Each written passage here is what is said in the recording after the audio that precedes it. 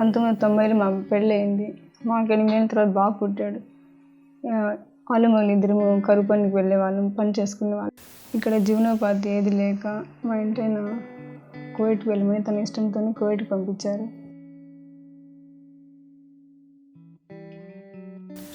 తెల్లవారు 4 గంటలకు లేచి ఇంట్లో అంతా క్లీన్ చేయడము, వంట చేయడం అవన్నీ చేసినా కూడా పనులన్నీ చేయండి, బట్టలన్నీ తెచ్చేస్తారు, ఉతుకుతాము, అన్నీ చేసేస్తాము, క్లీనింగ్ చేసి అన్నీ భోజనం వాళ్ళు తినేస్తారో తినేస్తాము. ఒక్కొక్కసారి వాళ్ళు నా ఇంట్లో వచ్చినప్పుడు వాళ్ళు చెప్పినట్లు వినాలని, వినకపోతే కొట్టడము, సతాయించడము అట్లా చేస్తారు. అవి చెప్పుకోలేను, ఆడదానిగా చెప్పుకోలేను.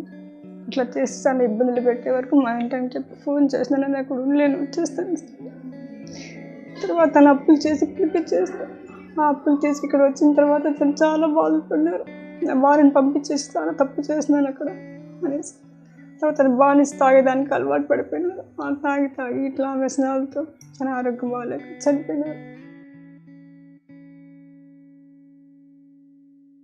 ఇంటికి వచ్చి చాలా గొడవ చేసేవారు. నేను కట్టలేని పరిస్థితి, ఇప్పుడు కట్టాను, ఏదో ఒకటి చేసి కట్టుకుంటానంటే అవన్నీ మాకు సంబంధం లేదు, కట్టాల డబ్బులు తీసుకోలేదు ఆ రోజు అనేసి ప్రతిరోజు వచ్చి గొడవ చేసేవారు.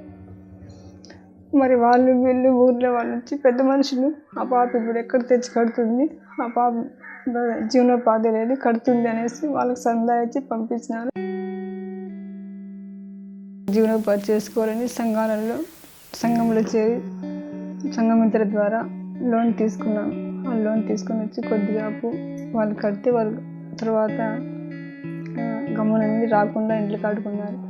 తర్వాత మరి దేంట్లో చేరాలని జెండర్ AHT ప్రాజెక్టు దేవుని పుణ్యాన్ని అనేసి చంద్రబాబు నాయుడు గారు ఆ స్కీమ్ ఇక్కడ మన చిత్తూరు డిస్ట్రిక్ట్ కూడా పెట్టినారు కావాలనేసి.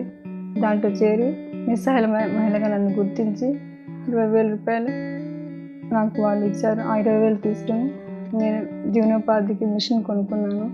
మిషన్ కొని దాని ద్వారా జాకెట్లు కుట్టుకుంటే రోజుకు 100 రూపాయలు ఉంటే 5 రూపాయలు వస్తుంది. 4 జాకెట్లు కుట్టి 400 వస్తుంది. ఆ లెక్కన నెలకు 3,000 4,000 సంపాదించుకుంటా 3,000 రూపాయలు చంద్రన్న గారు ఇచ్చిన డబ్బులతో మన కోడి పిల్లలు తీసుకొని దాంతో అభివృద్ధి చెందుతున్నాను. చంద్రబాబు నాయుడు గారి ప్రభుత్వం ఇలాగే కొనసాగాలని ఆశిస్తున్నాము.